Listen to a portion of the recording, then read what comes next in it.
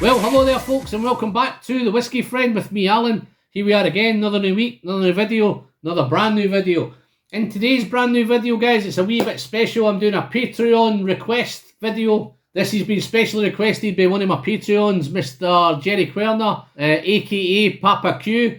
Managed to pick up a couple of these bottles, and I thought, yes. So you can probably see I've got the two whiskies in front of me here. I have the Ardnamurchan AD04.21. It's the batch 3 from Ardnamurchan. And we have the Legacy series from Torabhaig. It is the Alt Glan. And colour-wise, there's a wee bit of difference in colour. The Torabhaig is much, much lighter. It's really like a real nice white wine. And the Ardnamurchan has got a really nice little bit of colour going on with that. And I think it's down to the cask maturation of this. I think the cask maturation on the Ardnamurchan is 50-50 peated and unpeated, 65% bourbon cask and 35% sherry cask. And the Torabhaig, just to give a wee bit of highlight, guys, they're both new distilleries, they're both up and coming distilleries, they're both out there and they've starting to release whiskey now. So just to give a wee bit of info on the Ardnamurchan is up on the West Highland. It's a Western Highlander. It's on the furthermost westernly point of the Scottish mainland, I believe. And the Torabhaig is from the Isle of Skye. Up there in probably the Isle of Skye, you probably know is the big one, big hitter up there is Talisker. Hopefully this is going to sort Talisker out. Ardnamurchan is owned by Adelphi, the independent bottlers, Adelphi. They've been around since 2014, so I think they're coming up for around about 9 years now. This whiskey, I believe, has got 5 to 6 year old whiskey in it. The Torabhaig is owned by the Mossburn family, and they started producing in 2017 at Torabhaig on the Isle of Skye. The Mossburn, you probably see they've got some independent bottles out there, but they've been patiently waiting for this one to start producing. So this is batch 2 of a 4-batch series, and this is batch 3 from the Ardnamurchan's releases. So beautiful, beautiful whiskies. Around about 5 years old. I think the Torabhaig's probably going to be 3 to 4 years old whiskey. I would never have thought of battling these two together, but he's pretty persistent. Yes, at the same time, I've never been big on new distilleries. I've done a couple of Ardnamurchans in the past. This is the first Torabhaig on the channel.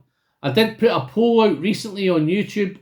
If you've tried these, the Ardnamurchan and the Torabhaig, which one do you think the winner would be? And at the minute, the poll currently just prior to recording was 29 people had answered to it and 29 people went for Ardnamurchan. So it was 100% for Ardnamurchan. It's the first poll that I've put out and everybody's went for Ardnamurchan. I think there's a reason for that, guys. I think Ardnamurchan's 2 or 3 years further down its journey. I think Torabhaig is still a wee bit under the radar. I think people need to get out there and try this stuff. So big recommendation for the Whiskey Friend. Get out and look out for Torabhaig. Colour-wise, beautiful, beautiful colours. Look at that. They say the Ardnamurchan's a wee bit more colour. I see that's 50% unpeated, 50% peated, 65% bourbon and 35% sherry. Torabhaig is first fill bourbon and refill whiskey barrels. All we've got to do now is taste them, nose them, taste them. See if I can pick a winner. So I'm going to start with the Ardnamurchan.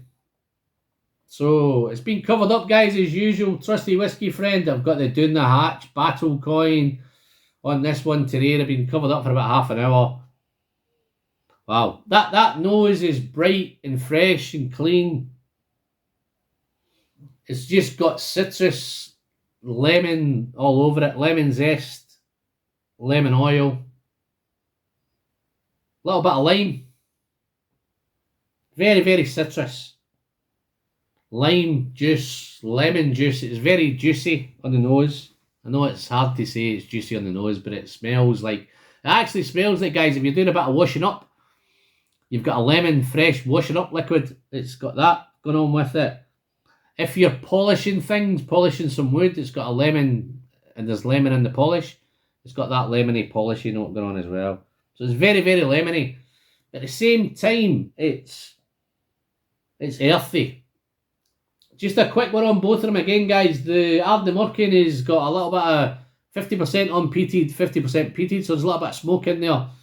The Torabhaig is heavily peated, so it's just to give you a wee bit of insight. It starts off on the barley pre-distillation. It was like 77 ppms, pheno parts per million, when it was distilled and it came out after distillation. The residual ppms was 17 ppms. So this should be a wee bit more peaty and a wee bit more smoky. But the beautiful thing with this is the Ardnamurchan has just got it beautifully balanced. It's a 50-50 balance. So, and that comes through on the nose. It's fruity, little bit of wonderful, little bit of sweetness, little bit of honey. But that beautiful earthiness is in there as well. That kind of outdoor, earthy, not quite farmyardy, but it's got a real nice... I think the sweetness, the vanilla sweetness is there. Balance-wise, it's got a sweet nose, but the smoke balances out and the earthiness balances it out. So it's absolutely wonderful on the nose. Some soft smoke in the back, but it's playing around in the background. Distant bonfire, all that kind of stuff. Usual bonfire on the beach and all that kind of carry on, but this is really, really nice. It's a really, really nice caramelly confectionery thing going on as well. Maybe a little bit of fruit going on in there, but wonderful, wonderful stuff. Let's nose the Torabhaig. I'm not too sure I'm pronouncing it right, guys. Let me know in the comments. If you've tried them, guys, let me know and dive down into the comments. I'd love to start the conversation and get engaged with you. Let me know if you've tried them both, but that's a beautiful, beautiful... Look at that colour. Absolutely wonderful. The biggest thing I can say about the Torabhaig, both of them have beautiful transparencies, guys. And I think the big distilleries hope to take notice of it. They've kept us all in the dark for far, far too long. I think the new distilleries have got a real edge over them. They're telling us exactly what we're buying. They're telling us exactly what's in my glass. Wonderful, wonderful stuff. Not only did they put it on QR codes, Torabhaig has got it all over the box. So everything's on there. This is, just to give a wee bit of insight from Torabhaig, it is drawn from small batches of no more than 30 barrels distilled and cast in 2017 and 18. So this must be some of the earliest Torabhaig whiskey to come out. So I'm thinking 3 to 4 years old. But the difference with this one, guys, the reason why I never done them blind, Jerry, is because this is so much more pungent. This is so much more the Isle of Skye. This is very Highland. This is very the Isle of Skye, very rugged. That coastal brininess that comes from the Isle of Skye. It's briny, it's smoky, it's coastal, it's wet rocks, it's salty, wet rocks.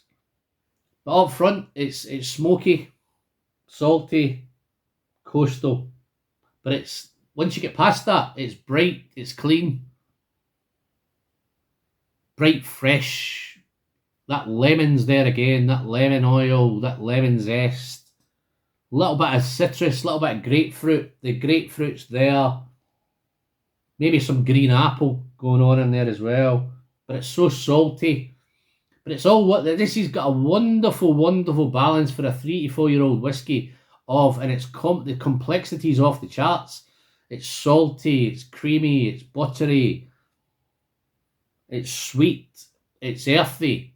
It's got all sorts of stuff going on. If this is the early bottles from Torabhaig, guys, we're in for a wonderful, wonderful future. I actually think from both these distilleries, they could be the future of Scottish whiskey.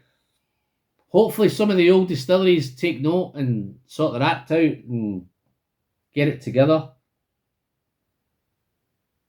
Beautiful sweets, beautiful creamy sweet caramels.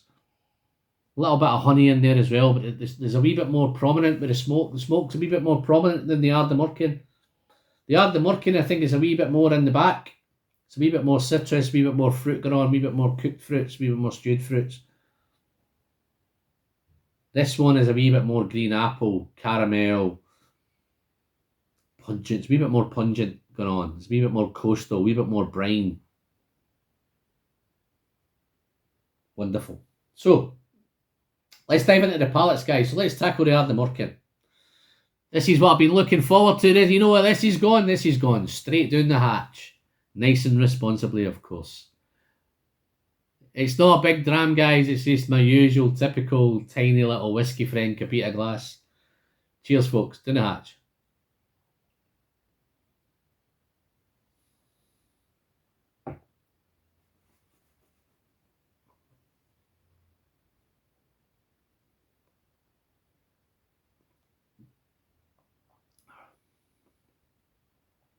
Wow. What a wonderful arrival. It's a wee bit delicate, and then when it goes over, it comes with that wee bit of kick with a 46.8% ABV. Yes, it's natural colour and it's non-chill filtered. Can't wait till this is an age statement on. But it's lovely arrival, creamy. It's a wee bit more malty on arrival than I did picked up on the nose. It's much more biscuity, much more malty. Little bit of shortbread thing going on. Little bitterness, but it's not off-putting. Little bit of sourness as well. Bitter or sourness. Maybe a wee bit of grapefruit. It's got a little bit of confectionery now. It's a little bit more kind of sweet without being too sweet. Sticky honey, some wonderful, wonderful soft vanillas, and then there's that beautiful, just hanging around in the background of that smoke, that kind of distant. This is distant bonfire. I think the smoke's coming from the 50% peated malt. Got a nice fruitiness. The fruitiness as it develops. Let's do a second sip of that. Let's see if we can pick a bit more on the fruit.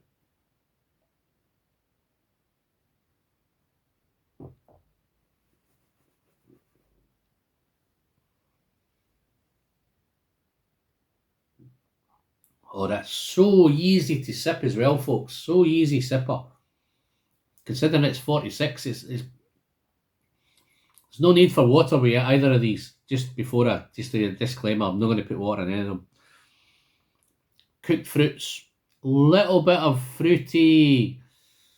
Coming from the sherry, there's a wee bit of kind of dark fruit, maybe a wee bit of plum, wee bit of raisin maybe, but it's tiny in the background. I think the 65% bourbon cask is kind of giving it a wee bit more. If there's balance gone between the sherry and the bourbon, it's heavily influenced to the bourbon, which you would expect. It's 65% bourbon.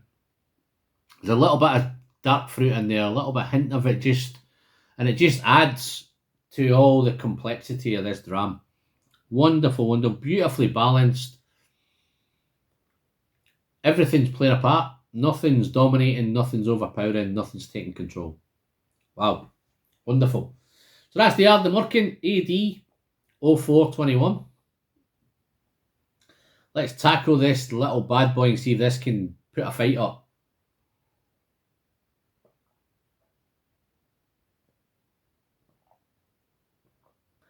$29-0. So let's see if we can put a stop to that one. Let's dive into this. Beautiful again. Look at that colour. Absolutely incredible. Natural whiskey as we like it. Cheers, folks. Wish me luck. Going to need it with this one, I think.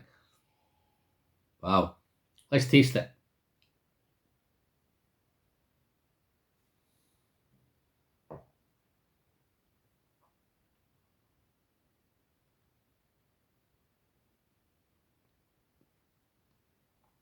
It's a little bit oilier than the Ardnamurchan. Oily arrival. Thick, oily, creamy. But here's the difference between the two drams. This is much more smoky. Smoky, briny, earthy, peats all over it. It's a heavily peated whiskey against a 50-50 peated and unpeated whiskey. So I think as with regards with the peat, I think the Torabeg has the edge with the peat. If you're a peat head, I think you might wander down the... If you were to sit and do these on a night and try both of them, I think you would head to the Tor of Egg. If you were trying to get into peat, this would be a great place to start with Ardnamurchan. Wow. Earthy. Spicy. A little bit of ginger. All the citrus is nowhere to be seen. That's gone. That bright, fresh, clean nose. Does it reflect the palate? The palate's coming in. Excuse me. The palate's coming in different. The palate's coming in. I'm earthy. I'm peaty. I'm from the Isle of Skye. I'm Tor of Egg. Who cares about Talisker when I'm around? That's the kind of idea it's giving out now. A little bit of ginger, a little bit of white pepper, maybe a little bit of black pepper. There's definitely a peppery thing going on. That lemon thing's now coming through, heading towards the finish. It's coming. The lemon's coming back now. The citrus is coming back. Let's do another sip of this one, just to kind of, just for research, of course.